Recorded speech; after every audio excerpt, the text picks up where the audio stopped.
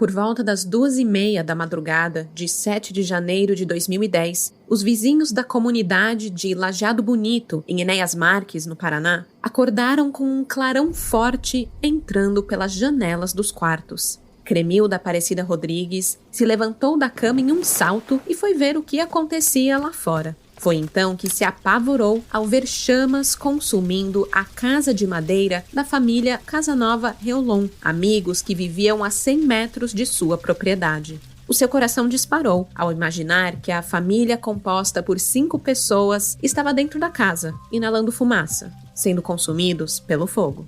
Porém, ela não escutou nenhum pedido de socorro, nenhum barulho vindo da casa, a não ser o barulho do fogo devorando a estrutura de madeira. Ela não escutou gritos, nada, então pensou que talvez a família não estivesse em casa. O alívio durou pouco, pois não demorou a perceber que o Celta branco da família estava estacionado em frente à garagem, e se o carro estava ali, a família com certeza também estava. Quando os bombeiros chegaram ao local, a casa vizinha já havia sido praticamente consumida pelo fogo. Pouco podia ser feito. Outros vizinhos também chegaram ao local, sendo um deles Nelton, o irmão de Gema Casanova, moradora daquela residência junto do marido Gilmar, dos 2 filhos Gisele, de 14 anos, e Jean, de 9 anos, e da mãe, Dona Petronília, de 84 anos. Quando o fogo baixou, os bombeiros vasculharam os destroços em busca da família. A casa de madeira tinha 120 metros quadrados e, com o apoio de Nelton, que conhecia a planta daquela casa, os bombeiros iniciaram a busca pelos dormitórios. Em um, encontraram 2 corpos carbonizados, dormindo lado a lado. Em outro, mais um corpo. E, finalmente, no último quarto, mais um corpo. Foram 4 ao total. Mas ainda faltava uma última vítima. Afinal, 5 pessoas moravam ali. A procura pela 5ª vítima durou horas e se estendeu por toda a manhã, sem nenhum sucesso. No local da tragédia, os bombeiros se limitaram a declarar que, pelo estado das carbonizações, era impossível atestar de imediato se os cadáveres pertenciam a adultos ou crianças, homens, mulheres, menino ou menina. Simplesmente não sabiam. O que sabiam naquele momento é que uma das pessoas daquela família estava desaparecida e que aquele incêndio, com certeza, havia sido criminoso.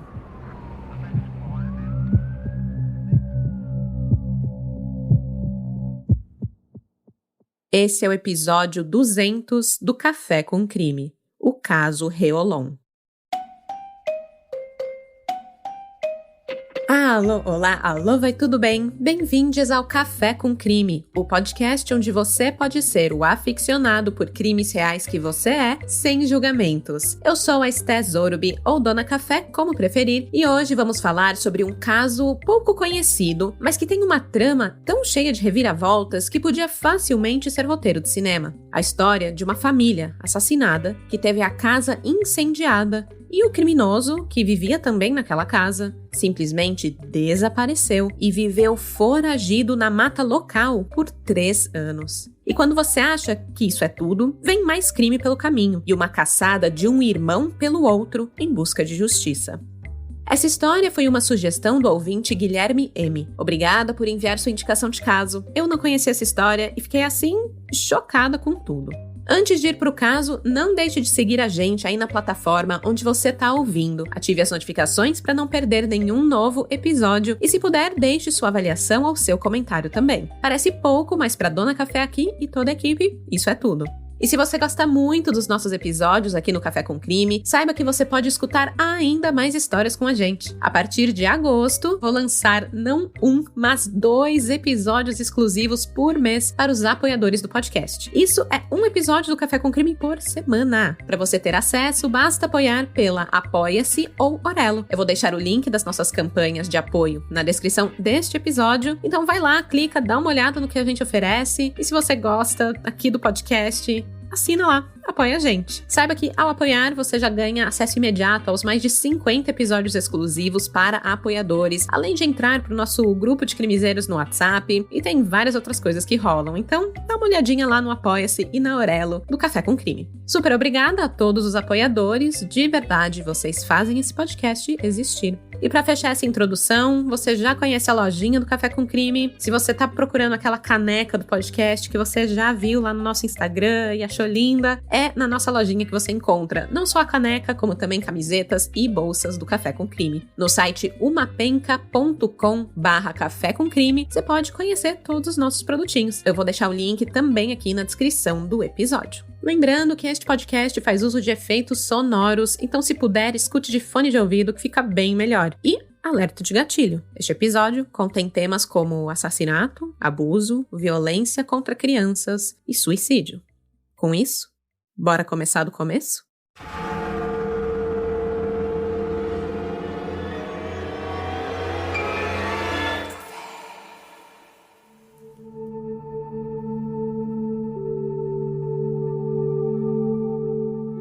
A comunidade rural de Linha Triton, no interior de Francisco Beltrão, no Paraná, é um lugar onde o tempo parece seguir outro ritmo, muito mais calmo. Ali os dias são marcados pelo ciclo das colheitas, pelo mugido do gado no pasto e pelo sino da igreja do Rio Tuna, que toca todos os domingos pela manhã, chamando os fiéis para a missa. É também o momento em que os moradores se encontram e colocam a conversa em dia depois de uma semana inteira de trabalho nos sítios e chácaras da região. Foi nesse cenário que o agricultor Otávio Reolon construiu a vida ao lado da esposa Arminda e dos 6 filhos, entre eles Idemar e Gilmar, que mais tarde também seguiriam o mesmo caminho no campo. Homem de hábitos simples, Otávio tirava o sustento da criação de animais, principalmente gado e porcos. Ele era respeitado pelos seus vizinhos, um homem visto ali com muito bons olhos. Ele não acumulava conflitos, muito pelo contrário, era visto como alguém tranquilo, religioso e muito próximo da família. Em 2002, aos 58 anos, Otávio enfrentou uma perda que mudou completamente a sua rotina: a morte da esposa, da dona Arminda. A partir dali, ele passou a viver sozinho no sítio onde havia criado os filhos e compartilhado anos de vida com a companheira. O impacto foi grande, mas ele não ficou desamparado. Idemar, que morava nas proximidades, mantinha uma presença constante, sempre muito atento ao pai. O Otávio, ele não tinha essa de agora que eu tô sozinho, vou me mudar para casa dos meus filhos. Não, para ele nunca foi uma opção. Até porque o produtor rural ainda era um homem jovem. E apesar do luto pelo que passava, agora ali tentando se acostumar com a palavra viúvo, ele ia muito bem de saúde. Apesar de estar tristinho, estava muito bem de saúde, obrigada. Com o tempo, Otávio retomou a rotina. Ele cuidava dos animais, frequentava a missa aos domingos e recebia os filhos em encontros ocasionais em seu sítio. De certa forma, ele continuava sendo o elo entre os 6 irmãos depois da perda da mãe. Ele era uma figura que mantinha a família unida. Os dias passaram, então, a seguir um padrão quase que previsível, repetido com a disciplina de quem depende da terra para viver. Até que tudo mudou. No dia 1º de junho de 2009, Idemar Reolon acordou com um pressentimento ruim, uma angústia que havia chegado ainda na noite anterior e que insistia em acompanhá-lo naquela manhã de segunda-feira, principalmente quando ele pensava no pai. Mas ele não se deixou dominar pelos seus sentimentos, já que planejava visitar Otávio para ver como ele estava e colocar a conversa em dia. Era algo que Idemar fazia com bastante frequência. Além disso, ele queria levar um bezerro para o pai e contar as boas novas, já que Jonathan, seu filho caçula, havia nascido há poucos dias. Ele não via a hora de comunicar ao seu Otávio que ele era avô novamente. Os dois formavam uma dupla inseparável. Idemar era o braço direito do pai na propriedade e dava o suporte necessário para que tudo fluísse. Dirigir, por exemplo, foi algo que o filho foi assumindo aos poucos, até que Otávio deixasse a direção completamente sob os cuidados do filho. Além do conforto, claro, de ter um motorista, um chofer para chamar de seu. Aquela era uma maneira de manter Idemar sempre por perto. E também de Idemar manter o seu Otávio ali sempre na mira, para saber se estava tudo realmente bem com o pai. Bem, a rotina de quem trabalha no campo começa antes mesmo do sol raiar, como vocês sabem. E naquele dia não foi diferente. Mesmo sentindo uma angústia que ele não sabia muito bem explicar, o Idemar tomou o seu café e assumiu os afazeres do sítio. Ele precisava correr, pois queria se encontrar com Otávio ainda pela manhã. Depois que tirou o leite das vacas, Idemar se despediu de Nilsa, a sua esposa, tava ali com o filho recém-nascido, deixou ela lá, falou que ele já voltava, só ia dar uma checada no pai. Ele pegou o tal do bezerro, colocou na carroceria do seu carro e dirigiu por alguns minutinhos só até chegar à propriedade do pai, propriedade onde ele havia crescido na sua infância. Assim que ele ultrapassou a porteira, Idemar já viu que tinha algo errado. O gado de Otávio estava solto, sem qualquer supervisão, o que definitivamente não era comum. Com o sinal de alerta ligado, Idemar se aproximou da casa do seu pai e percebeu que do lado de fora uma máquina forrageira permanecia ligada, mesmo sem a presença do seu pai. Ele chamou por Otávio algumas vezes, mas não teve respostas. Quando finalmente entrou na casa, encontrou o ambiente totalmente revirado, com objetos e roupas espalhadas pelos cômodos, os televisores, um aparelho de som, documentos pessoais, cartões de crédito e o telefone celular de Otávio estavam todos desaparecidos, assim como o próprio produtor rural. Por mais que hoje pareça óbvio, Idemar custou a entender o que estava acontecendo. Ele deixou a casa e passou a procurar pelo pai por toda a propriedade. Pensou que talvez Otávio tivesse sido vítima de um assalto e estivesse escondido em algum canto à espera de ajuda. Ele pensou então em procurar o pai no paiol, que ficava a poucos metros da casa principal. Assim que Idemar abriu a porta,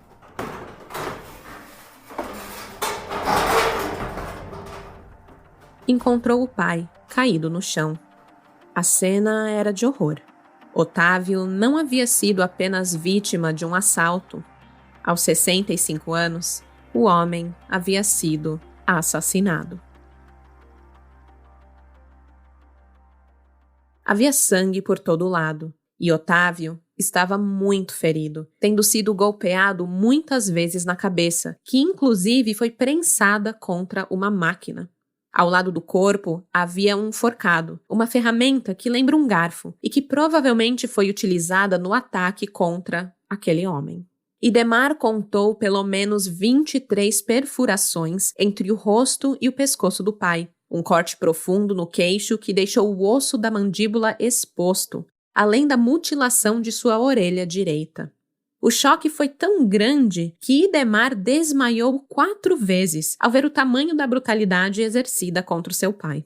Quando retomou a consciência finalmente, e sabendo que não havia nada que ele pudesse fazer para ajudar seu Otávio, Idemar acionou a polícia e se incumbiu também da difícil tarefa de comunicar os 5 irmãos sobre o falecimento do pai.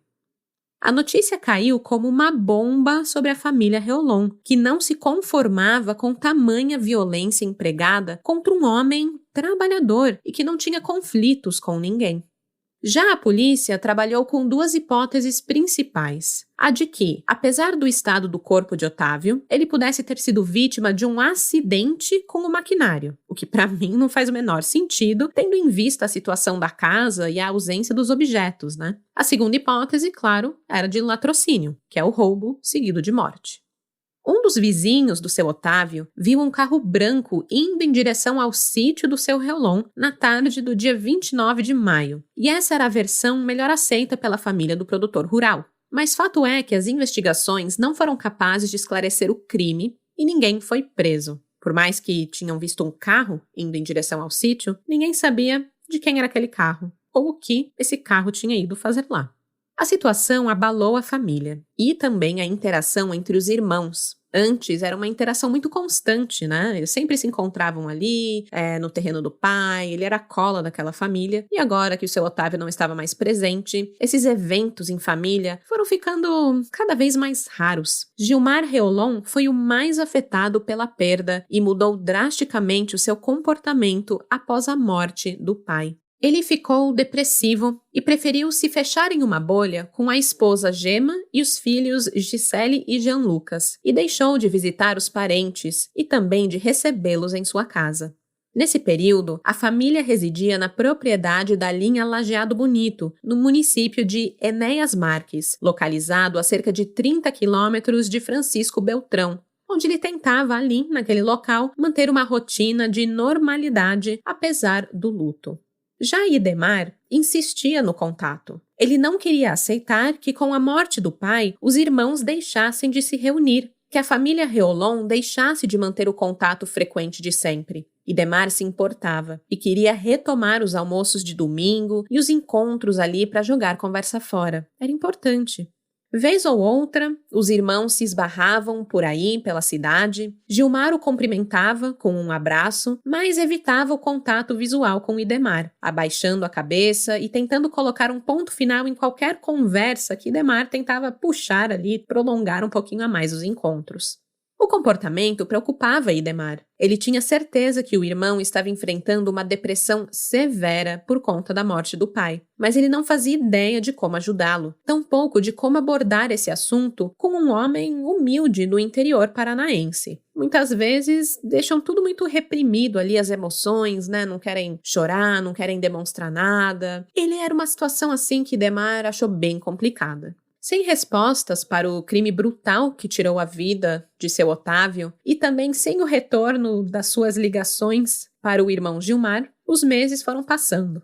Junho, julho, agosto, setembro, outubro, novembro e dezembro. Até que no penúltimo dia de 2009, Idemar recebeu um grande presente. Uma visita de Gilmar e de sua família no sítio onde moravam. Ele ficou ali por aproximadamente 1h30 e tudo pareceu voltar ao seu devido lugar. É a magia, né, dessa época de Natal e Ano Novo, onde as pessoas decidem que, não dá para deixar o tempo passar, um momento de se reconectar, de dizer os seus me desculpe, me perdoa, e enfim, foi um momento muito bonito ali naquele dia. Enquanto as crianças brincavam soltas pelo sítio, sob a supervisão de Gema e Dona Petronília, a sogra de Gilmar, os irmãos se sentaram juntos e jogaram conversa fora. Gilmar estava empolgado e falava muito de futebol e sobre como Jean Lucas estava se interessando pelo esporte também. O Gilmar era, fascinado por futebol, jogava quando era criança, então ele estava muito feliz com isso. Quando Idemar perguntou para ele sobre o trabalho, né, já que também tinha algumas cabeças de gado e vacas leiteiras, o Gilmar foi meio evasivo. Não quis muito entrar em assunto de trabalho e se limitou a responder, tá lá.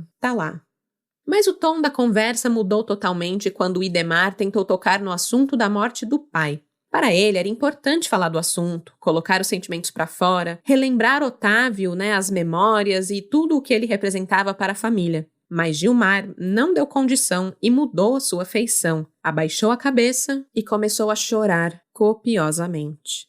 A situação constrangedora logo foi contornada. Idemar acolheu o irmão, mudou de assunto e percebeu Gilmar se acalmar aos poucos, permanecendo por ali mais algum tempo, antes de se despedir e retornar para a casa de uma irmã de Gema, onde estavam hospedados desde o Natal e ali iam também passar o Ano Novo. A despedida foi calorosa. Gilmar e Idemar se abraçaram e prometeram se reunir com mais frequência. Uma promessa que jamais se cumpriria. Aquela foi a última vez que os irmãos se viram antes que uma nova tragédia desabasse sobre a família Reolon.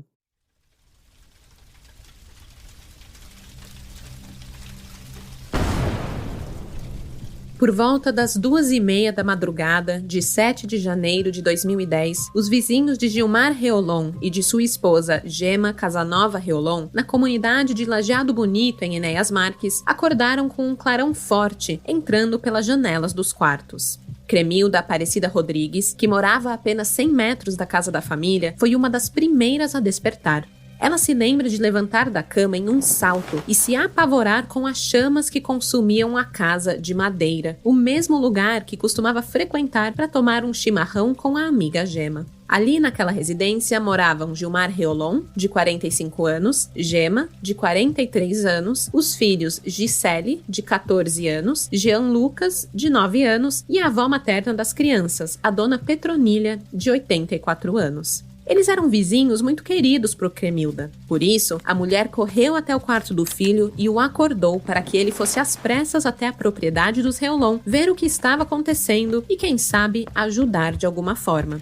Apesar da altura das chamas e do barulho do fogo devorando a estrutura de madeira, não se ouviu um único grito ou pedidos de socorro, o que levou a vizinha a acreditar que não havia ninguém dentro da residência. Um alívio que durou pouco, pois não demorou a perceber que o Celta branco de Gilmar estava estacionado em frente à garagem. Nelton Casanova e a esposa Normélia da Silva Casanova, irmão e cunhado de Gema, não demoraram a chegar ao local também. Eles eram vizinhos da família e, assim como Cremilda, haviam sido despertados pelo clarão do incêndio. Quando os bombeiros chegaram ao local, a estrutura de madeira já havia sido praticamente consumida pelo fogo. Pouco podia ser feito.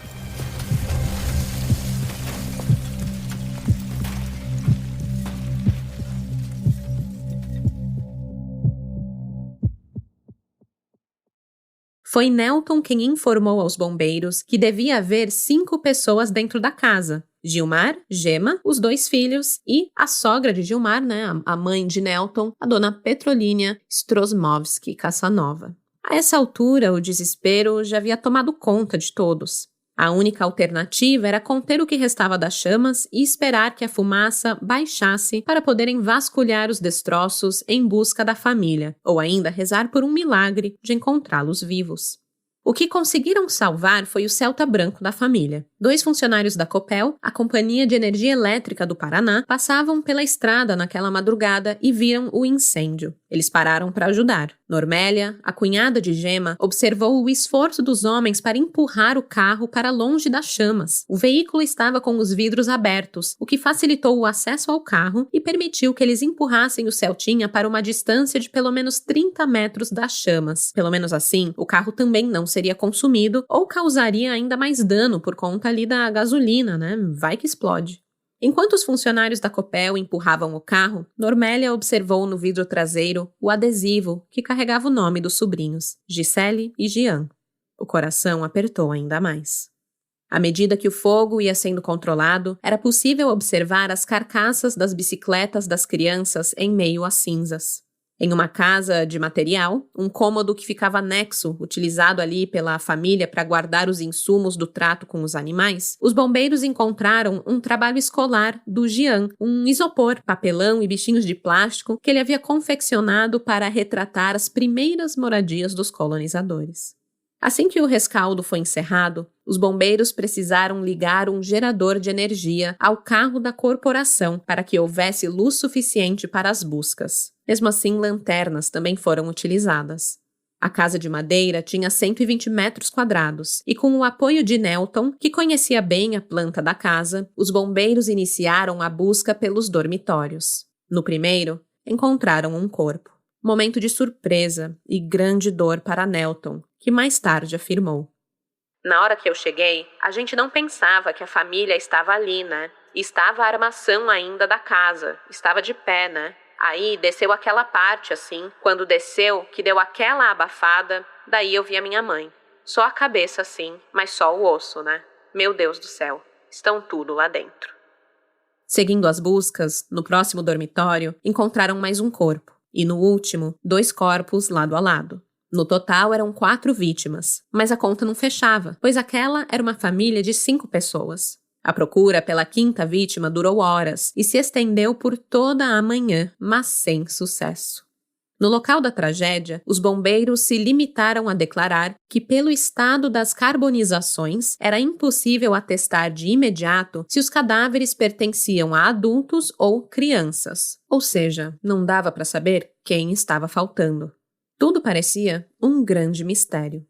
Os corpos foram encaminhados ao Instituto Médico Legal de Francisco Beltrão para identificação. E logo ficou claro que se tratavam de 3 corpos femininos e 1 masculino. A perícia os identificou como Gema, Gisele, Jean Lucas e Petronília. Os corpos de Gema e Jean Lucas foram encontrados no mesmo local, sugerindo que estivessem dormindo juntos. Já Dona Petronília e Gisele estavam afastadas, e tudo indica que cada uma estava no seu respectivo quarto, no momento da sua morte. A descoberta levava a uma conclusão inevitável e assustadora. Gilmar era o único que havia desaparecido.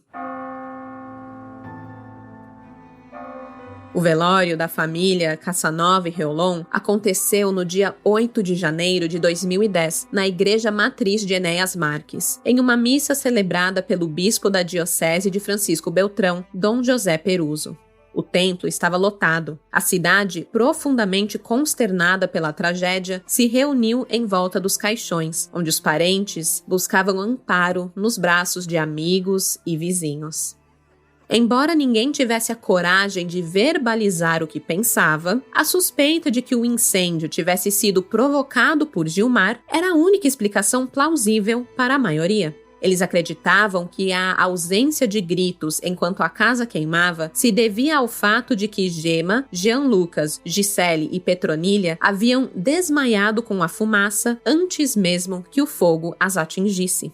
Sem os laudos da perícia, ainda não era possível afirmar se a família havia sido morta por asfixia ou se morreram antes do início do incêndio. Idemar estava igualmente abalado pela tragédia, mas ao invés de se sentir acolhido, ele se sentiu discriminado durante toda a despedida. Ele contou que os pêsames foram dados à família Casanova e que as pessoas que desconfiavam de Gilmar estavam refletindo o irmão em todos os Reolon. Idemar afirmou: "Nós estamos tão chocados e sentidos quanto eles. É terrível tudo o que aconteceu." Depois do velório, os corpos foram encaminhados ao cemitério municipal da cidade, onde foram sepultados por volta das 11h30 da manhã.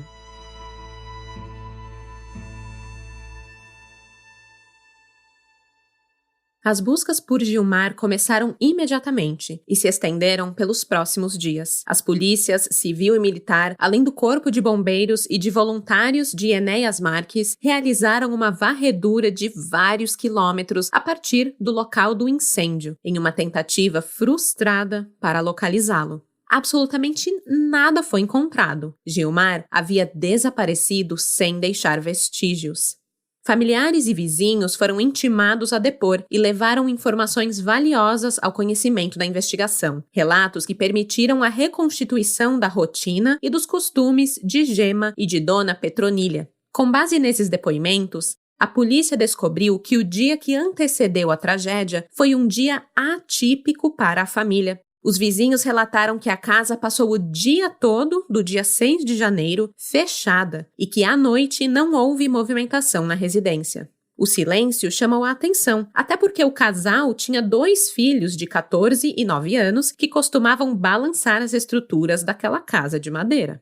Uma vizinha contou que sempre que a família saía para qualquer compromisso, a cortina da janela da cozinha também era fechada, e aquele era um sinal claro de que não havia ninguém em casa. Naquele dia, a cortina da cozinha permaneceu aberta. Então, como estava aberta, era para ter gente lá dentro, mas estava silenciosa, como se estivesse vazia.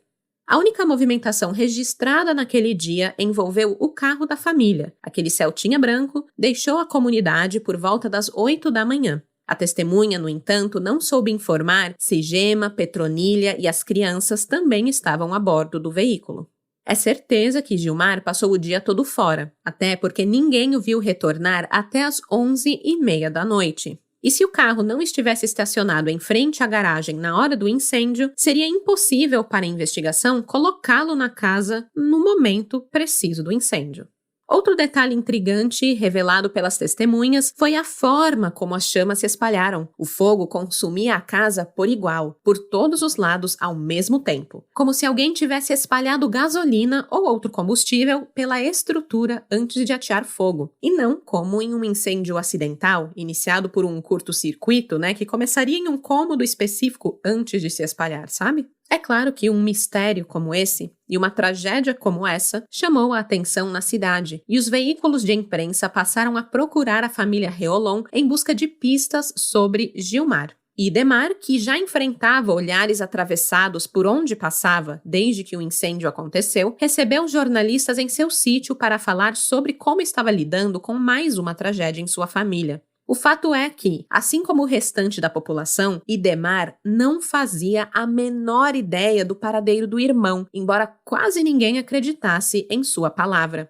Nas ruas da cidade, porém, os boatos não cessavam. A todo instante surgia um novo rumor sobre o paradeiro e o possível fim trágico de seu irmão Gilmar. Primeiro, espalharam o boato de que Gilmar havia sido encontrado enforcado, depois que teria sido esquartejado e mais tarde que havia sido alvejado por tiros.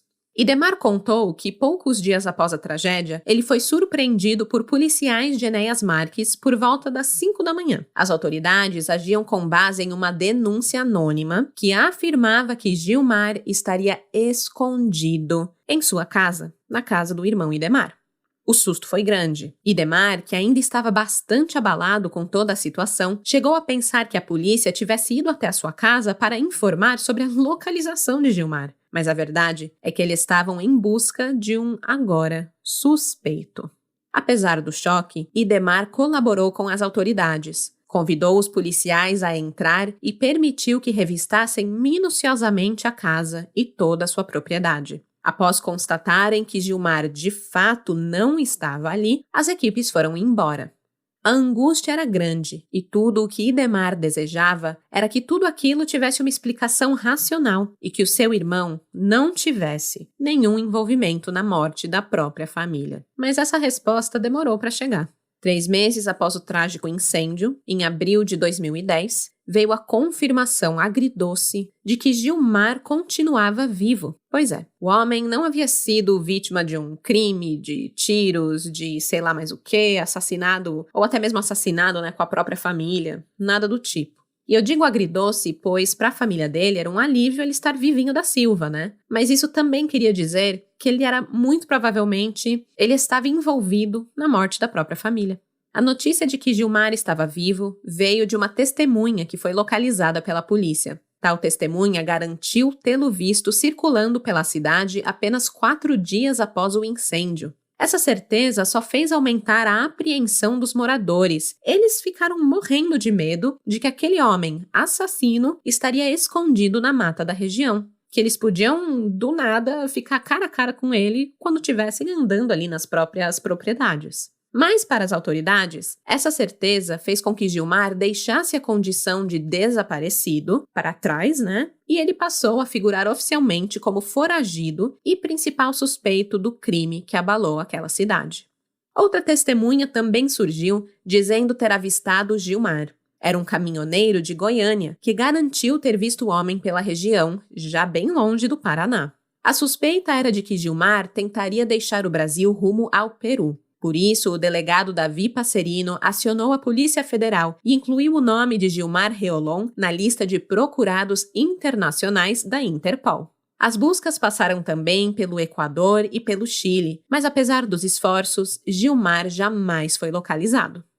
Com o passar dos meses, as investigações acabaram estagnando. A ausência de notícias sobre Gilmar alimentou a curiosidade popular. Gilmar Reolon tornou-se uma espécie de lenda urbana na região de Enéas Marques. Ele passou a habitar o imaginário e o pavor da população local, que temia, a cada dia de trabalho na roça, encontrá-lo escondido em meio à mata fechada. O mito do homem assassino foragido na mata ganhou ainda mais força em 2012, quando uma reviravolta surpreendeu a comunidade de Enéas Marques.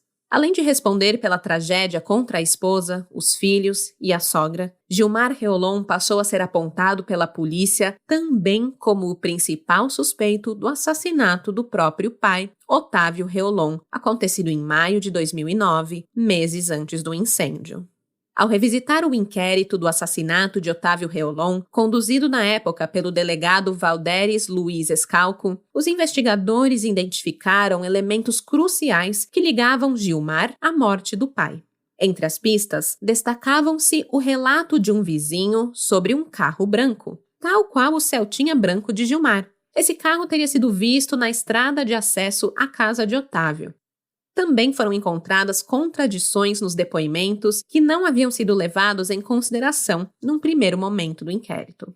Para completar, o fato de o autor ter levado do local apenas uma televisão quebrada reforçou a tese de que o roubo foi encenado para simular um latrocínio e despistar as autoridades.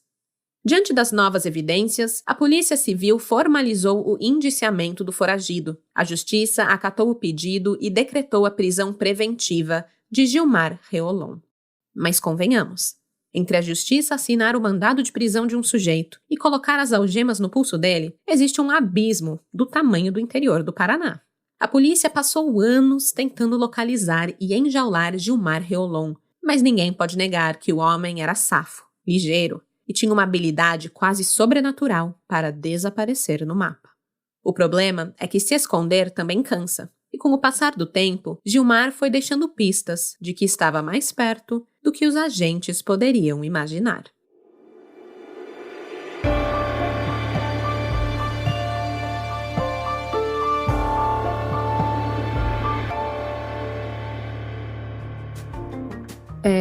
É tenso.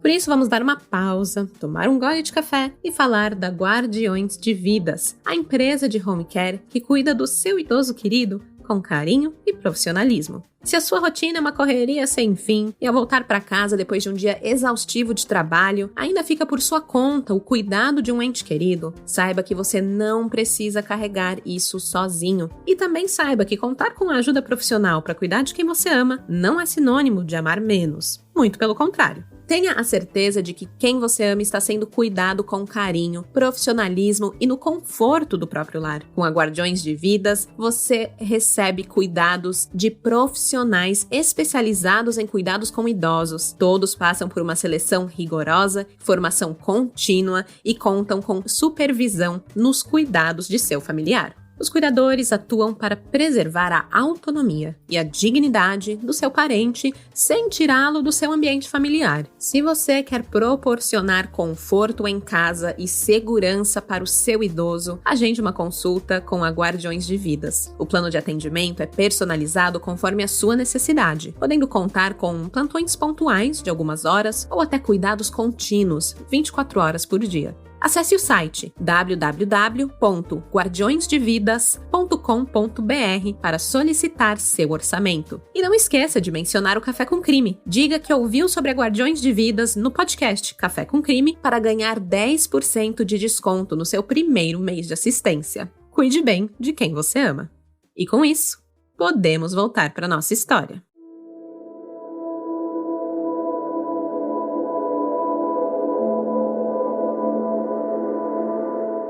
Em janeiro de 2012, 2 anos após a morte da família de Gilmar, policiais em companhia de Idemar Reolon foram até a comunidade de Linha Triton, no interior de Francisco Beltrão, onde vivia Otávio, ou seja, onde Gilmar foi criado na infância. Eles haviam recebido uma denúncia de moradores da região de que havia um indivíduo estranho, alto, barbudo e com cabelos compridos rondando as propriedades rurais. Os investigadores percorreram quilômetros dentro da mata e tudo o que encontraram foi uma cabana próximo à divisa com Enéas Marques. O achado chamou a atenção, porque ficou claro que o dono daquela moradia não queria ser achado, já que tinha o cuidado de fazer suas fogueiras de um modo que a fumaça acompanhasse a copa das árvores, sem que chamasse a atenção dos moradores da região. Além disso, havia frutas, legumes e verduras na barraca, estoque suficiente para manter uma boa alimentação por alguns dias. Como o dono daquela cabana não pôde ser encontrado, restou aos policiais recolher alguns fios de cabelo para que fossem analisados em Curitiba, mas os resultados não puderam concluir se esses fios pertenciam a Gilmar. A localização de um acampamento no meio da mata e o avistamento de um homem estranho rondando na região foi suficiente para ligar o alerta dos moradores dos sítios e chácaras da região. Eles se viram obrigados a alterar a rotina para poder evitar um possível confronto com aquele que acreditavam ser Gilmar, o assassino. Eles então passaram a se recolher mais cedo e evitavam transitar sozinhos pelo campo, mesmo durante a realização de suas tarefas. Gente, era assim um pavor e um pânico local de se encontrar com Gilmar que realmente alterou a vida daquelas pessoas e de uma forma ainda, como eu posso dizer, física. Saiu do abstrato da mente deles de encontrar com o monstro Gilmar por aí e afetou eles física e financeiramente, porque esse medo foi intensificado quando bois e vacas começaram a aparecer mortos nos campos. Entre janeiro e dezembro de 2012, foram 16 gados abatidos sistematicamente e que tiveram grandes partes de sua carne retiradas, antes de terem seus cadáveres abandonados nas fazendas. Era sinal de que alguém faminto, com instinto para matar e com conhecimento de agropecuária, estava rondando o local. O medo era latente. Qualquer barulho fora do habitual despertava gatilhos emocionais e levava famílias inteiras a um estado de prontidão e pavor. Eles temiam que aquele homem invadisse as propriedades para atacar não só seus animais, como também as pessoas.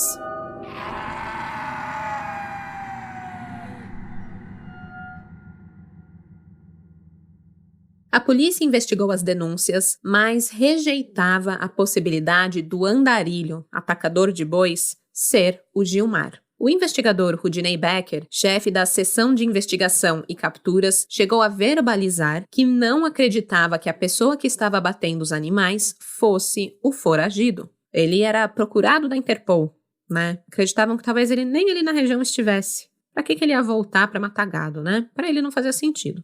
Por outro lado, Idemar acreditava nesta possibilidade. Na verdade, ele tinha certeza e estava desesperado. Depois que a sua ficha caiu e percebeu que o irmão também poderia ser o responsável pela morte do pai, ele sentia que tinha um alvo desenhado no meio da testa. Ele com certeza seria o próximo que o irmão viria a matar. Não só isso, como sua família também estava numa posição muito desconfortável. As pessoas realmente acreditavam que Idemar sabia onde o irmão estava, que era de alguma forma cúmplice, que estava escondendo aquele homem. Ele virou o irmão de um assassino e não tinha como passar pela pequena comunidade onde vivia sem receber um olhar torto. Era uma angústia muito grande para ele. Idemar afirmou em entrevista: "A gente não vivia mais. A gente estava morrendo vivo." Inconformado com a morosidade da polícia, ele decidiu que encontraria o irmão foragido por conta própria. Em entrevista ao Domingo Espetacular, ele afirmou: "Sempre fazia buscas por conta própria nas matas da região. Eu deixava de ir na igreja, deixava de lazer para ir fazer a busca no mato, para encontrar. A gente não vivia mais." No dia 8 de janeiro de 2013, no auge de seu desespero, Idemar Reolon esbarrou num amigo de infância que era policial militar. O seu nome era Gilmar de Oliveira. Foi por acaso, num momento em que o PM de Oliveira fazia uma caminhada de rotina pela região. O encontro rendeu uma conversa de 2 horas e Idemar aproveitou a oportunidade para desabafar com o amigo, já que ele tinha certeza de que os abates de gado na região eram obra de seu irmão Gilmar. E como, né? Por que ele tinha tanta certeza assim? Bem, devido às características dos cortes nos animais. Era uma técnica que foi ensinada por Otávio aos filhos. Para Idemar não tinha como ser outra pessoa. Era o método de seu pai. Ele tinha certeza que era o Gilmar. Idemar estava mapeando os vestígios da aparição do homem misterioso, com o mato pisado, trilhas abertas recentemente na mata e restos de frutas e legumes que encontrava pelo caminho. Oliveira se colocou à disposição para ajudar o amigo, e assim, na noite do dia 10 de janeiro de 2013, Idemar ligou para o amigo para perguntar se poderiam procurar por Gilmar na manhã do dia seguinte, e ele recebeu um sim como resposta. Foi assim que se iniciou a caçada de um irmão pelo outro, em busca de justiça. Eram 4 da manhã, quando Idemar Reolon buscou Oliveira para que pudessem procurar pelo irmão. Em comum acordo, eles decidiram que o melhor era aguardar o sol nascer para iniciar o trabalho. Idemar já havia vasculhado a mata na linha Triton, comunidade rural onde era vizinho do pai, e decidiu ousar na rota que faria com o seu novo parceiro. Ele dirigiria cerca de 15 quilômetros até a comunidade rural de Linha Divisor. O local não foi escolhido à toa. fazia parte da história de Gilmar, que a gente vai ver mais pra frente. Nilsa, esposa de Idemar, foi junto, mas assim que o marido entrou na mata ao lado de Oliveira, ela decidiu ir embora com o carro. Seria perigoso demais aguardar o retorno da dupla naquele local ermo. Assim que pegaram a trilha, os primeiros vestígios de que havia alguém vivendo ali apareceram. Uma dúzia de coqueiros estavam cortados pelo caminho. Otimista, Idemar pediu que Oliveira fosse na frente, já que ele poderia reagir de uma melhor forma, a um possível ataque, caso encontrassem Gilmar e houvesse ali qualquer reação. O PM com certeza estava mais preparado para esse tipo de confronto. No caminho, eles esbarraram em um arame amarrado nas árvores e, pensando se tratar de uma armadilha, decidiram não puxá-lo. Eles andaram mais uns 50 metros até que encontraram uma cabana aos pés de uma árvore. Um acampamento completinho, com fogão improvisado, água em garrafas e uma quantidade razoável de comida. Ali, dormindo dentro daquela barraca, estava o homem foragido há 1099 dias. Gilmar Jesus Reolon. A abordagem dos dois foi, digamos, um pouco atrapalhada. O PM Oliveira abriu a lona que cobria a entrada da cabana e, com a arma em punho, gritou para que Gilmar se entregasse. Mas o suspeito não se rendeu, ele já acordou no pulo, passou a mão em um facão e atacou o policial. Idemar teve que pular em cima do irmão, já com as duas mãos em seu pescoço para tentar detê-lo. Gilmar tentou esfaquear Idemar para se proteger e os dois acabaram caindo durante a briga. Oliveira gritava para Idemar tentar enforcar o irmão para que o foragido desmaiasse. Mas, bem nutrido como Gilmar estava, aquela não era uma tarefa assim tão fácil. Vendo Idemar levar uma canseira do irmão, Oliveira entrou na briga com uma corda que encontrou no acampamento. Ele foi capaz de amarrá-las nas duas mãos de Gilmar, finalmente acalmando os ânimos, e então agora com mais facilidade amarrou a corda também nos pés do homem, e então o amarrou em uma árvore. Imobilizado, Gilmar foi, enfim, algemado pelo policial e preso. Como não conseguiu sinal de celular para pedir reforços, Oliveira precisou deixar o prisioneiro, totalmente imobilizado, sob os cuidados de Idemar. Quando ficaram a sós, Idemar perguntou a Gilmar se ele o reconhecia. Gilmar, pela primeira vez, olhou para o rosto do homem que tentou há pouco esfaquear. E agora que a adrenalina passou, os seus olhos se encheram de surpresa.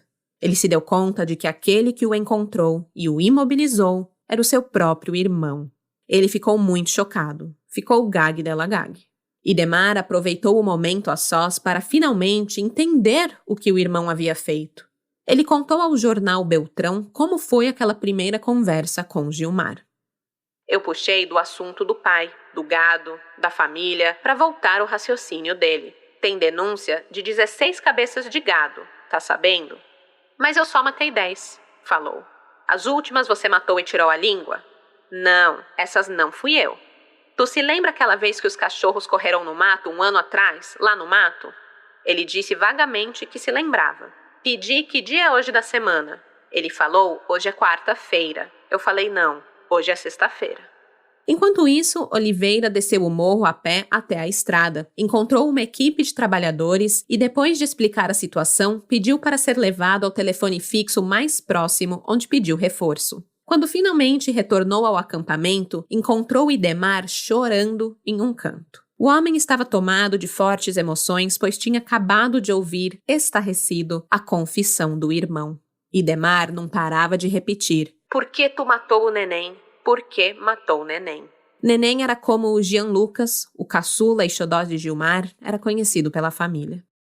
Questionando as motivações do irmão, Idemar chorava e chorava e chorava, sem abrir espaço para uma resposta de Gilmar, que seguia amarrado à árvore. Ao lado do PM Oliveira e do reforço agora, Gilmar Reolon foi levado para o setor de carceragem da 19ª Subdivisão Policial de Francisco Beltrão. Toda a imprensa da região foi informada da captura e correu para a delegacia. Ainda com as roupas que vestia na noite do crime e antes que pudesse tomar banho, Gilmar foi questionado por um batalhão de jornalistas que o esperavam na delegacia para fazer a pergunta que não queria calar: por que ele havia matado toda a sua família?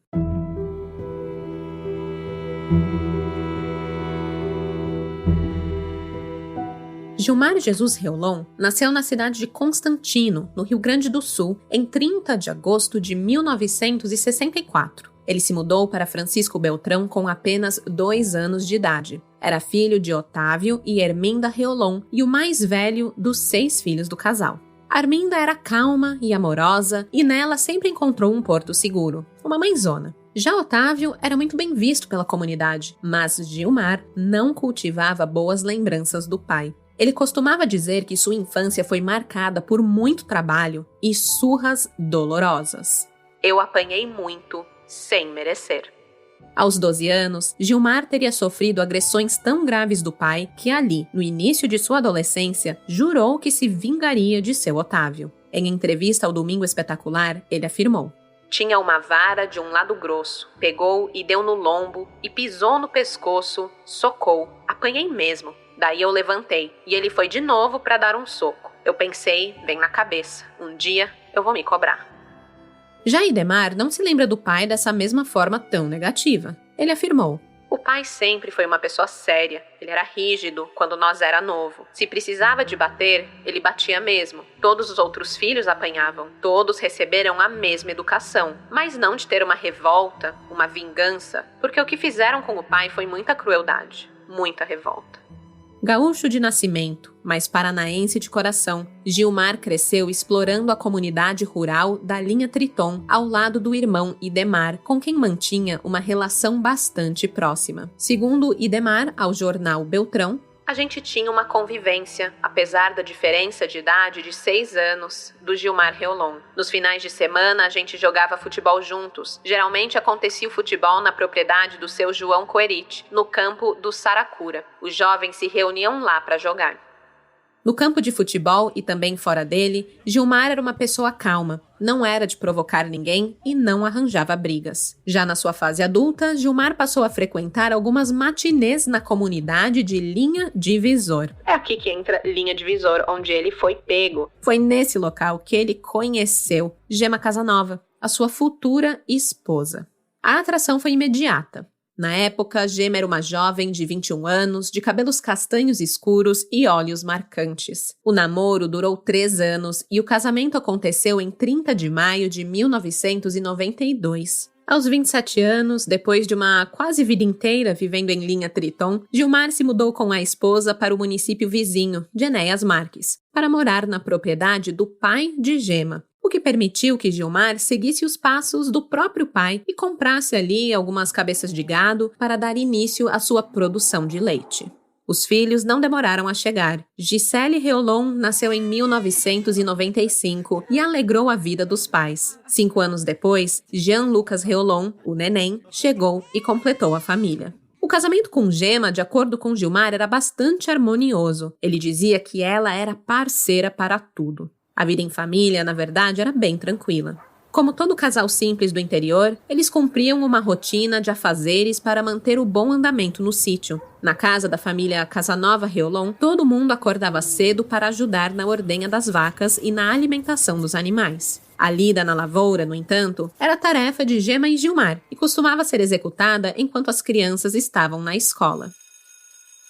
Algo que Gilmar tinha muito claro em sua mente era o tipo de pai que queria ser. Ele queria quebrar o ciclo da violência. Ele ainda se lembrava muito das surras que levava do próprio pai e ele não queria fazer isso para educar os filhos. Ele queria se aproximar dos filhos e ter uma relação mais amigável. Ele nunca encostou a mão no filho, mas admitiu, com culpa e pesar, que perdeu a cabeça e bateu em Gisele em 2 ocasiões. Apesar disso, seus amigos contam que ele era um pai muito atencioso e dedicado, muito apegado principalmente ao filho caçula, a quem costumava acompanhar em partidas de futebol, o esporte favorito de Gilmar. Ele também se dava muito bem com a sua sogra, que vivia com eles, né? A dona Petronilha, diziam que viam ele constantemente tratando ela com muito carinho, até ajudando ela a entrar no carro, já que ela já era mais idosa, né? Então ele tinha aí todo um cuidado com a senhora idosa também. Tudo parecia muito bem, tudo muito bom. Mas o tanto que Gilmar era boa praça, ele também era o mesmo tanto ruim de negócio. As coisas começaram a desandar para a família Casanova Reolon quando Gilmar fez más escolhas de investimento e decidiu pegar um empréstimo para comprar algumas vacas leiteiras de um produtor da região. Porém, Gilmar logo se deu conta que havia sido enganado, pois tratavam-se de vacas improdutivas, não produziam uma só gota de leite. Foi um prejuízo que ele foi incapaz de administrar, pois agora tinha que pagar um empréstimo sem ter um ganho de dinheiro que ele havia planejado ter para pagar o tal empréstimo, né? Então agora ele teria que vender vacas para pagar o empréstimo e aí ele ia ficar sem a própria renda. Era uma situação bastante complicada. Para pagar o primeiro empréstimo, ele contraiu dívidas com agiotas, dívidas que não conseguia pagar porque nada do que planejava dava certo. No fim das contas, Gilmar afirmou que matou a família para não passar vergonha e fome.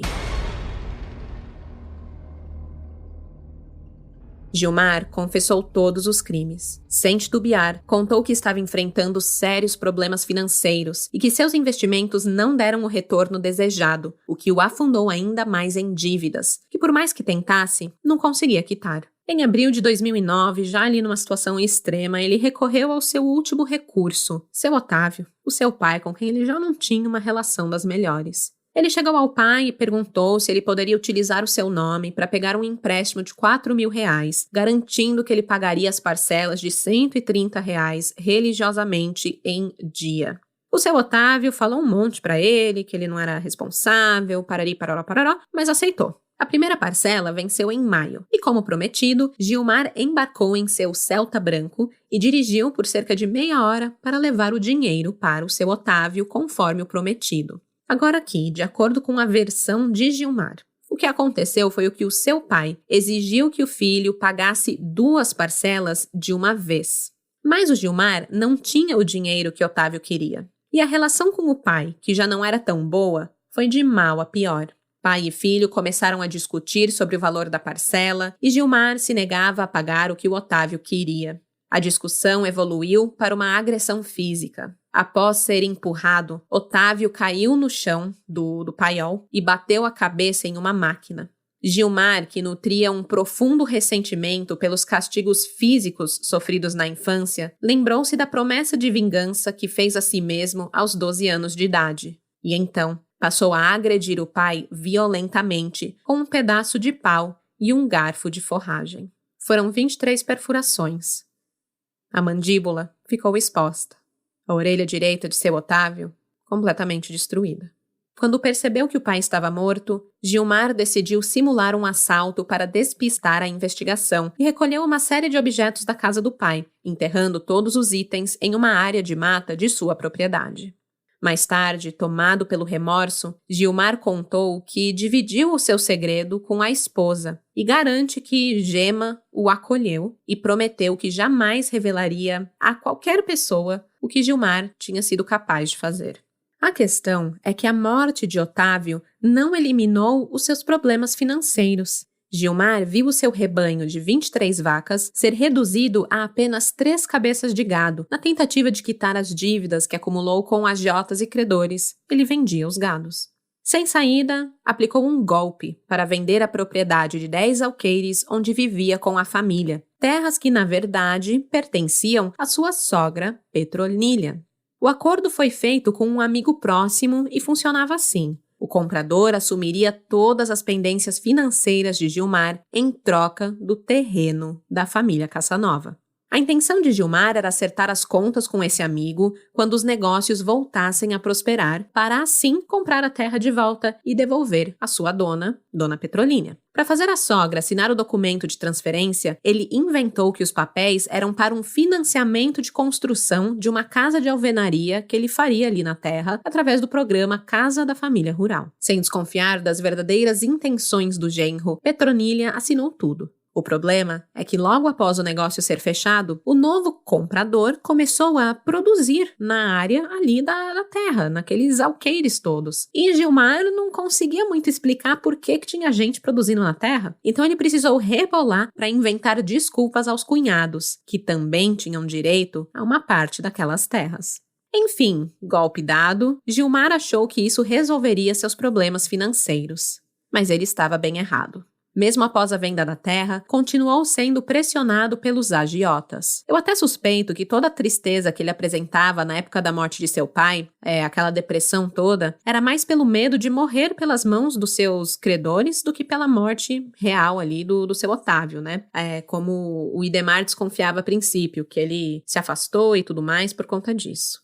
Mas enfim, gente, era esse o cenário, tá? Vamos entrar aqui na cabeça do Gilmar. O Gilmar fez péssimos negócios. Pegou um empréstimo para pagar o outro. Depois pediu dinheiro para o pai. Brigou com o pai. Assassinou o pai e carregou essa culpa tão profundamente que se afastou de toda a família. Teve muito remorso, confessou para a esposa. O Idemar, de quem era próximo, também foi um que ele quase nunca mais falou. E aí ele se viu mais desamparado, sem nenhum apoio da sua família. Resolveu fazer trambique com a terra da sogra. Aí estava todo enrolado, mentindo e mentindo para encobertar isso. E o seu problema com os agiotas mesmo não foi resolvido.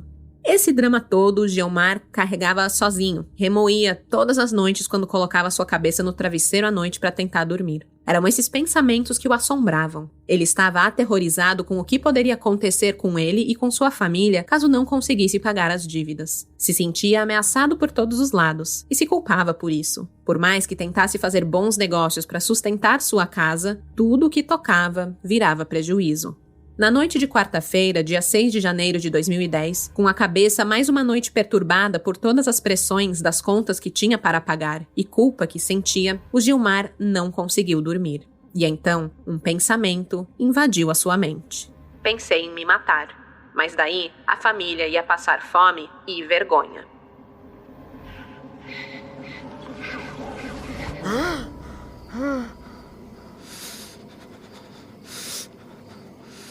O pensamento chocante o fez levantar da cama. Por volta das 5 da manhã, ele se sentou na área externa da casa e ficou olhando para o nada, pensativo. Para poupar a família da fome e vergonha, um plano se formou no silêncio daquela madrugada. Ele resolveu que daria cabo na vida de toda a família e só depois tiraria a própria vida. Ele se levantou e foi até a mata que ficava perto da residência principal. Pegou um pau de uma árvore com cerca de 1 metro de comprimento e voltou para casa. Discretamente, ele entrou no quarto onde Gema estava deitada ao lado de seu caçula e xodozinho, Jean Lucas. A esposa já estava acordada, afinal era cerca de 5 da manhã e o dia na roça começa cedo. Assim que se levantou da cama para dar início ao seu dia, Gema foi violentamente golpeada na cabeça. Ela não morreu na hora, então Gilmar a acertou novamente e Gema caiu na cama sem emitir nenhum som. Para surpresa de Gilmar, Jean Lucas não acordou. Ele decidiu deixar o neném dormir um pouco mais. Gilmar se encaminhou ao quarto de Petronilha e desferiu uma paulada na cabeça da sogra. Gisele estava acordada e escutou o barulho do golpe que acertou a avó. Ela perguntou para Gilmar o que estava acontecendo e, como resposta, também levou uma paulada na cabeça e caiu no chão sem vida. Gilmar a deixou no local onde Gisele caiu, não teve coragem de mexer no corpo. Ainda faltava Jean Lucas, o seu neném, o seu xodó. Talvez deixou o mais difícil, por último. Ele voltou ao quarto, que dividiu com a esposa por quase 20 anos, e observou Jean dormindo profundamente, sem um pingo de preocupação na vida. O que Gilmar não daria para conseguir dormir daquele jeito. Gilmar respirou fundo e deu a última paulada no menino. Ele permaneceu quieto no colchão ao lado da cama do casal, imóvel, morto. Imediatamente após cometer os crimes, Gilmar saiu de casa e foi tirar leite das vacas. Depois pegou o Celta branco e dirigiu até Francisco Beltrão, onde passou o dia andando pela cidade e pensando em como faria para tirar a própria vida. Pensou talvez em pular no rio Marrecas ou até jogar seu carro contra um caminhão em uma rodovia qualquer. Ao anoitecer, ele voltou para o carro e não teve coragem de fazer nada daquilo. Não se jogou no rio, não causou um acidente, simplesmente foi para casa. Ele entrou em sua residência, colocou sua carteira e documentos em cima da mesa, observou os corpos ainda no chão, sem vida. Ficou ali, um pouquinho, encarando a cena do crime que ele próprio criou, e decidiu se enforcar em uma árvore perto de casa. Mas, em entrevista, Gilmar contou que o galho não suportou o peso de seu corpo, e a tentativa falhou, terminando com Gilmar no chão, ainda bem vivinho, só com um galho quebrado por cima da cabeça. Sem conseguir morrer, restava enfrentar a realidade. Para a cadeia, ele não queria ir. Morria de medo de ser torturado. Então voltou para casa. Foi até o porão, onde pegou gasolina de uma motosserra, espalhou pelo porão todinho e incendiou a casa com os corpos da esposa, dos filhos e da sogra dentro, tentando eliminar qualquer evidência da brutalidade cometida ali.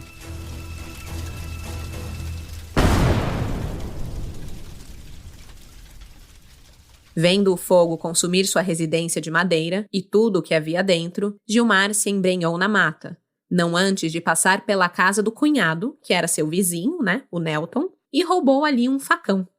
Ele ainda escutou, à distância, a sirene dos bombeiros se aproximando. Agora, na mata, ele seria guiado apenas pelo badalar dos sinos da igreja do Rio Tuna todos os domingos, quando sabia que era domingo, que a missa estava rolando e que as casas estavam vazias e cheias de mantimentos que ele precisaria para sobreviver. No começo, sua sobrevivência foi bem sofrida. Gilmar vagava pela mata procurando frutas aqui, outra ali. Quando não tinha fruta, invadia a terra dos vizinhos, suas plantações, e colhia milho, mandioca, batata, e comia assim, cru mesmo. Quando não encontrava nada, passava 2 a 3 dias sem comer. Depois decidiu que precisava facilitar sua sobrevivência e resolveu invadir casas vazias para buscar mantimentos. Isso ele fazia aos domingos, quando todos saíam para ir às missas. Ele esperava o badalar dos sinos da igreja e então atacava. Foi assim que roubou fósforos, isqueiros, um facão, panelas velhas e itens essenciais que compunham o seu acampamento improvisado na mata. Algo que nunca roubou foi roupa. Durante 3 anos, viveu com as roupas que utilizou no dia que assassinou toda a família. Sem roupas apropriadas, o inverno do sul foi bastante intenso para ele. Apesar de afirmar que nunca pegou nem gripe, ele chegou a ficar com as pernas totalmente congeladas no inverno de 2011, por não ter cobertas durante a noite. Ele ficou 2 dias e meio sem conseguir caminhar por conta do frio nas pernas. Tentava pegar sol para esquentar as canelas, mas não conseguia se mexer. Dali em diante, Gilmar improvisou, emendou uns fiapos de pneu e fez assim uma coberta para sobreviver ao inverno. Depois de 1 ano e meio vivendo à base de vegetais, Gilmar decidiu que precisava de carne. Certa noite, entrou numa fazenda e encontrou um boi comendo. Ele pulou na cabeça do boi, agarrou seu pescoço e passou o facão. Gilmar então cortou pedaços da carne do boi e levou consigo. A carne dos bovinos, que ele abatia, uma parte era assada, e o restante ele salgava e armazenava no riacho. Como ele tinha fósforos roubados, ele usou uma lata para fazer fogo e uma panela velha de ferro para assar a carne. Com um ralador, ele produziu também farinha de milho, que ele também tinha roubado, para poder fazer então uma polenta. Essa era a sua dieta, carne e polenta. Na maior parte das vezes, vagava pela mata sozinho. Gilmar afirmou que frio, fome e chuva ele aguentava bem, fazia parte da rotina, mas o pior era a solidão. Quando não aguentava mais o isolamento, ele às vezes ia até as terras no campo do Saracura, onde jogava futebol quando era pequeno, e onde também levava o filho Jean Lucas para jogar, e assistia o pessoal jogando bola. Em pequenos momentos assim, ele tentava entender o que havia feito. Pensava que talvez pudesse estar ali de verdade, vendo o seu piá jogar bola, com toda a família. E então ele se levantava e voltava para o mato para se esconder.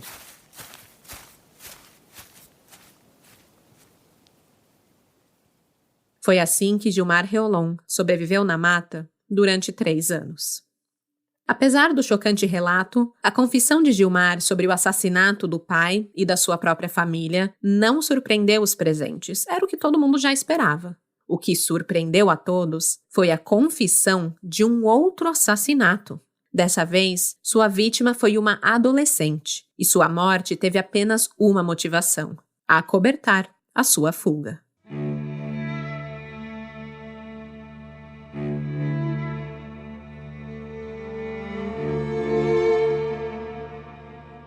Em fevereiro de 2010, a adolescente Indiamara Pereira dos Santos, de 13 anos, foi enviada pela mãe Rosa Pereira dos Santos para a casa da irmã Elisângela. As férias forçadas tinham um motivo triste. No dia 1º de janeiro daquele ano, o irmão Eduardo havia falecido vítima de um acidente de motocicleta. A sua mãe precisava ir até a cidade de Ramilândia, a 196 quilômetros de Enéas Marques, para resolver questões burocráticas na empresa onde o filho trabalhava. Ela acreditava que Indiamara estaria mais segura sobre os cuidados da irmã. Indiamara cursava o 8º ano do ensino fundamental e era uma garota cheia de sonhos. Era ela quem, apesar da pouca idade, confortava a mãe diante da tragédia que abalou a sua família.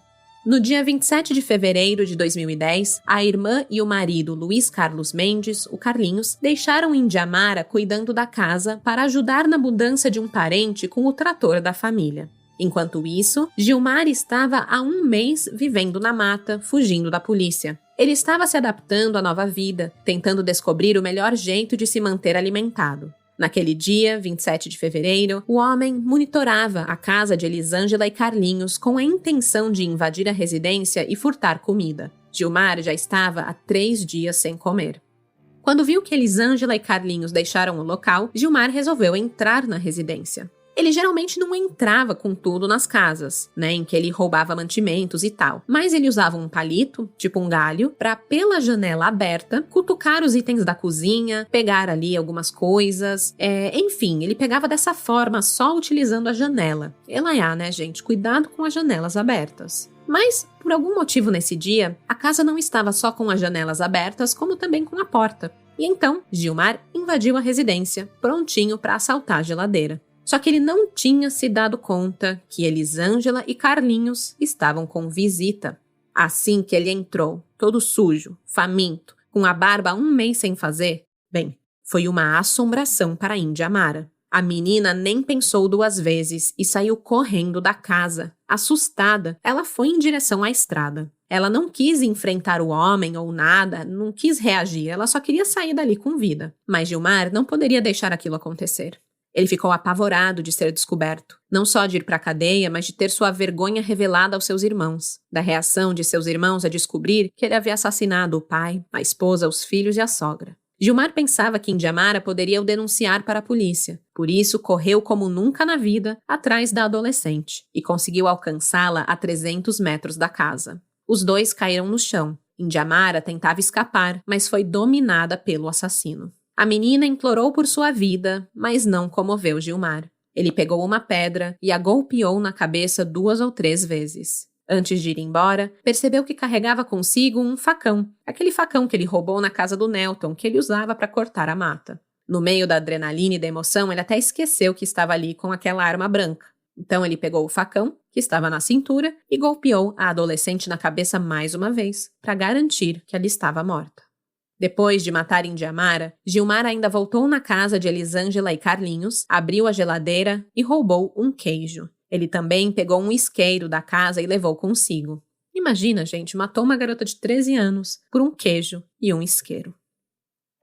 Logo em seguida, ele sumiu novamente na mata, deixando a culpa daquele crime recair sobre Jesus Pereira dos Santos, o tio da vítima. Era um homem de 38 anos. O Jesus, ele também estava ajudando na mudança do trator ali da sua família, mas ele teve a infelicidade de precisar se separar do grupo para buscar um cachorro que havia ficado para trás. E foi nesse espaço de tempo que suspeitavam que ele teria matado a sobrinha, um momento que ele ficou sozinho e sem álibi. O homem, que tinha sangue embaixo das unhas porque havia matado um animal no dia anterior, foi acusado de homicídio, preso pela polícia e encaminhado para o Centro de Detenção e Ressocialização, hoje a Penitenciária Estadual de Francisco Beltrão. Gente, você imagina?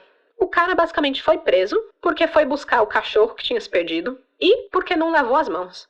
Porque se ele tivesse lavado as mãos, não ia ter o sangue animal ali do dia anterior. Gente, ficar com sangue na mão por um dia, credo, Mas enfim, tadinho do Jesus, porque ele era inocente. E mesmo sendo inocente, ele passou 57 dias atrás das grades. E só foi solto porque, por mais que tentasse, a investigação não conseguiu provar que era ele o responsável pela morte de Indiamara. Mesmo assim, ele foi condenado pela opinião pública, inclusive pela família dele, que não conseguia acreditar em sua inocência. Ele passou a viver recluso em sua casa, sem poder ir para a cidade, com medo dos olhares acusadores da população. Quando ele saía de casa, logo surgiam comentários como "Olha aí o assassino". Foi uma coisa muito triste, Ele disse que ele só teve o apoio de um patrão, um patrão que acabou virando quase que pai para ele porque era a única pessoa basicamente que acreditava na sua inocência. Os olhares de reprovação só cessaram quase 3 anos após o crime contra a Indiamara, quando Gilmar finalmente confessou o assassinato da garota. Jesus afirmou: "Se o Reolon não aparecesse vivo e confessasse o crime, eu ia carregar para o resto da vida uma coisa que eu não devia." Gilmar Reolon foi transferido para a Penitenciária Estadual de Francisco Beltrão para aguardar julgamento. E vocês lembram que o Gilmar tinha um pavor de sofrer tortura na cadeia? Por isso, antes de pensar em fugir, ele pensou em suicídio várias vezes para não terminar preso. Mas agora que estava preso, confidenciou aos jornalistas que se soubesse que seria tão bem tratado na cadeia, teria se entregado antes e evitado 3 anos de solidão, fome e frio no mato. Enfim, a hipocrisia. Em março de 2013, Gilmar foi entrevistado pelo Domingo Espetacular, onde Gilmar refletiu: "Tem gente que diz que eu sou um monstro, né?" O repórter provoca e pergunta o que ele acha. E Gilmar responde: "Eu sou." 7 meses após a sua prisão, a defesa de Gilmar solicitou um atestado de sanidade mental e teve o seu pedido acatado pela Justiça. O exame foi realizado em agosto de 2013 por uma equipe técnica do Complexo Médico Penal em Curitiba. O laudo concluiu que o acusado possuía plena consciência de seus atos. O resultado tornou Gilmar apto a enfrentar o júri popular. A sessão aconteceu no dia 4 de abril de 2014, em um julgamento exaustivo que durou 12 horas. Durante o júri, o réu permaneceu de cabeça baixa e, mais uma vez, descreveu todos os crimes que cometeu com riqueza de detalhes. O seu irmão, Idemar, compareceu ao julgamento e se emocionou ao relembrar o assassinato do pai. Sobre a prisão do irmão, Idemar viria a afirmar: "Eu acho que as autoridades têm que trancar ele às 7 chaves para ele nunca mais escapar. Porque ele eu calculo assim, pelo que a gente conhece da vida, é bem um psicopata, sabe? Mata-te e olha na cara ainda? Pra mim, não considero mais irmão." No plenário, a dor e a revolta tomaram conta dos familiares das vítimas. Rosa, a mãe da jovem Indiamara, e Nelton, o irmão de Gema e ex-cunhado de Gilmar, expressaram a angústia de reviver o trauma e desmentiram as justificativas do réu, que alegava ter matado a família por dificuldades financeiras. Apesar das tentativas da defesa de derrubar qualificadoras como o uso de meio cruel, a leitura da sentença pela juíza Juliane Veloso Stankiewicz encerrou o ciclo de pavor que Gilmar trouxe à cidade. No final das 12 horas do julgamento, Gilmar Jesus Reolon foi condenado a uma pena de 150 anos de prisão pelos assassinatos de Otávio, Gema, Gisele, Jean Lucas, Petronília e Indiamara. Sua defesa não recorreu da sentença. Gilmar permanece preso desde então, mas apesar da pena imputada, ele deve cumprir somente 30 anos em regime fechado, de acordo com a lei brasileira. De qualquer maneira, quando ganhar a liberdade, já estará idoso, né? Ele foi julgado aos 51 anos, e se tudo correr como esperado, deve cumprir pena até os 80. Nós conversamos com um parente distante de Gilmar, e ele garantiu que Gilmar é um detento calmo, que tem bom comportamento e que trabalha na prisão.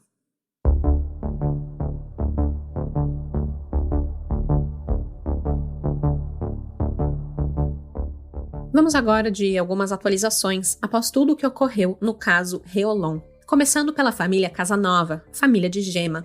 Após a tragédia, Nelton, o irmão de Gema, é quem passou a cuidar das terras onde o crime ocorreu, mesmo que nenhuma atividade econômica estivesse sendo desenvolvida por ali desde a morte da família. No fim, a família de Gema se sentia proprietária legítima daquela propriedade, apesar dela ter sido vendida por Gilmar. A família Casanova moveu uma ação anulatória na justiça, alegando fraude, vício de consentimento, pois Gilmar enganou a sogra, e também que o valor da venda registrada em 40 mil era muito inferior ao valor de mercado da propriedade, estimado em 200 mil na época. Enfim, o Gilmar realmente não sabia fazer negócio. Tava com uma propriedade de 200 mil na mão, vendeu por 40, né?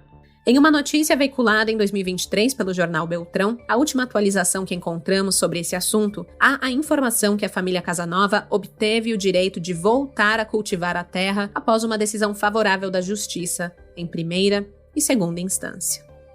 Agora passar para uma atualização da família Reolon. Em junho de 2021, 12 anos depois de encontrar o corpo do pai no paiol de seu sítio, Idemar Reolon faleceu em Francisco Beltrão. O homem responsável pela prisão do próprio irmão sofria de problemas cardíacos, que foram gravemente agravados pela infecção da Covid-19. Ele superou o vírus, é verdade, mas não resistiu às complicações decorrentes da doença. O seu corpo foi velado na capela mortuária da comunidade de Rio Tuna, a mesma igreja que situou Gilmar pelo badalar dos sinos durante os anos em que viveu escondido na mata.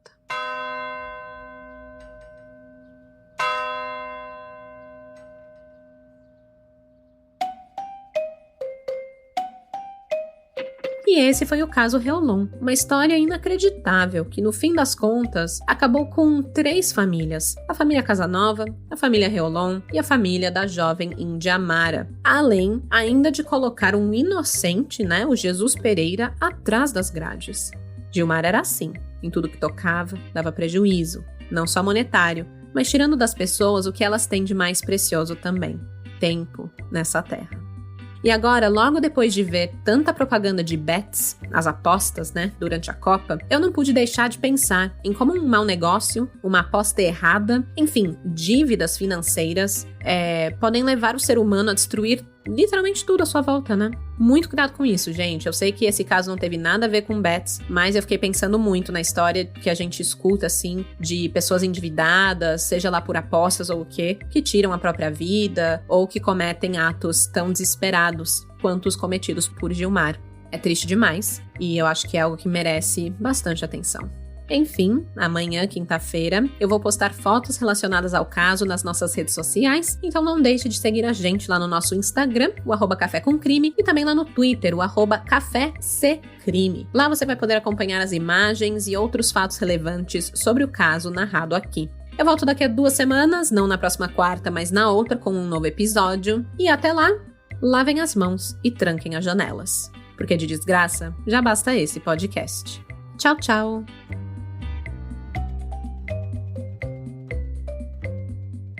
Esse episódio foi roteirizado, produzido e apresentado por mim, Stephanie Zorbi, com pesquisa e roteiro de Ana Paula Almeida, design de som de Luigi Calistrato. As fontes de pesquisa utilizadas neste episódio foram Jornal Beltrão, O Globo, Portal UOL, Gazeta do Povo, Domingo Espetacular, Portal Aventuras na História e o documentário Os Crimes de Gilmar Reolon, dirigido por Jonatas Araújo, em parceria com o Jornal de Beltrão.